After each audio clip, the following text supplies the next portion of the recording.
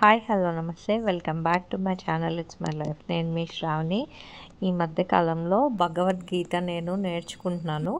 అందులో భాగంగా 12th అధ్యాయాన్ని మీకు ఈరోజు షేర్ చేయాలనుకున్నాను. So let's get started.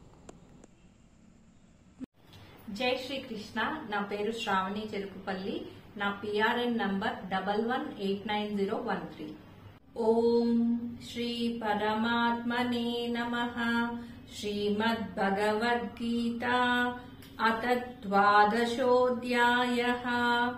Arjuna ఉవాచ ఏవం సతతయుక్తాయే భక్తాస్త్వాం పర్యుపాసతే ఏ చాప్యక్షరమవ్యక్తం తేషాం కే యోగవిత్తమా. శ్రీభగవానువాచ మయ్యావేశ్య మనో ఏ మాన్ నిత్యయుక్తా ఉపాసతే శ్రద్ధయా పరయోపేతాస్ తే మే యుక్తతమా మతా. ఏత్వక్షరమనిర్దేశ్యం అవ్యక్తం పర్యుపాసతే సర్వత్ర గమచింత్యం చ కూటస్థమచలం ధ్రువం. సన్నియమ్యేంద్రియగ్రామం సర్వత్ర సమబుద్ధయః తే ప్రాప్నువంతి మామేవ సర్వభూతహితే రతాః. క్లేశోధికతరస్తేషాం అవ్యక్తాసక్తచేతసాం అవ్యక్తా హి గతిర్దుఃఖం దేహవద్భిరవాప్యతే. ఏ తు సర్వాణి కర్మాణి మయి సన్యస్య మత్పరా అనన్యేనైవ యోగేన మాం ధ్యాయంత ఉపాసతే తేషామహం సముద్ధర్తా మృత్యు సంసార సాగరాత్ భవామి న చిరాత్ పార్థ మయ్యావేశిత చేతసాం. మయ్యేవ మన ఆదత్స్వ మయి బుద్ధిం నివేశయ నివసిష్యసి మయ్యేవ అత ఊర్ధ్వన్న సంశయః. అత చిత్తం సమాదాతుం న శక్నోషి మయి స్థిరం అభ్యాసయోగేన తతో మామిచ్ఛాప్తుం ధనంజయ.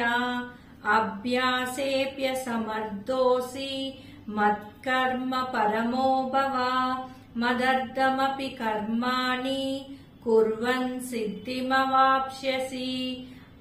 అతైతప్యశక్తోసి కర్తుం మద్యోగమాశ్రిత సర్వకర్మ ఫలత్యాగం తతః కురు యతాత్మవాన్.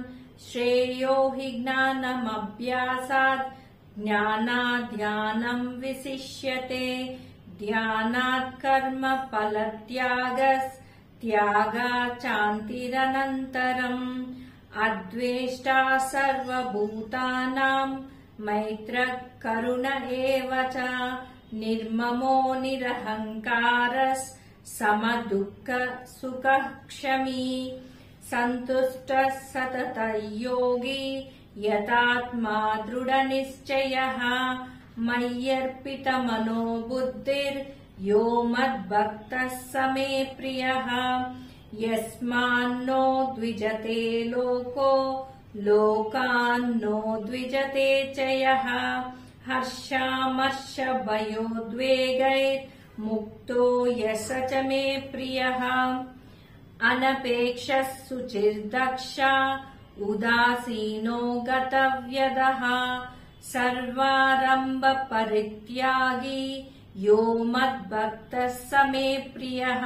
యో న హృష్యతి న ద్వేష్టి న శోచతి న కాంక్షతి శుభాశుభ పరిత్యాగి భక్తిమాన్యః స మే ప్రియః.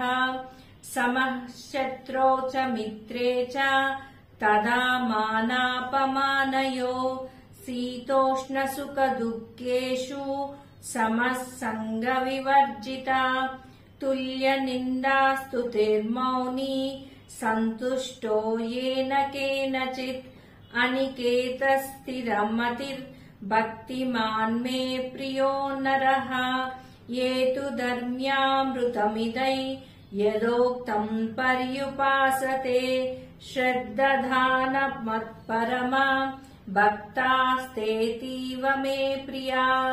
ओम तत्सदिति श्रीमद्भगवद्गीतासु उपनिषत्सु ब्रह्मविद्यायां योगशास्त्रे श्रीकृष्णार्जुन संवादे भक्तियोगो नाम 12ोऽध्यायः। ओम श्रीकृष्णार्पणमस्तु।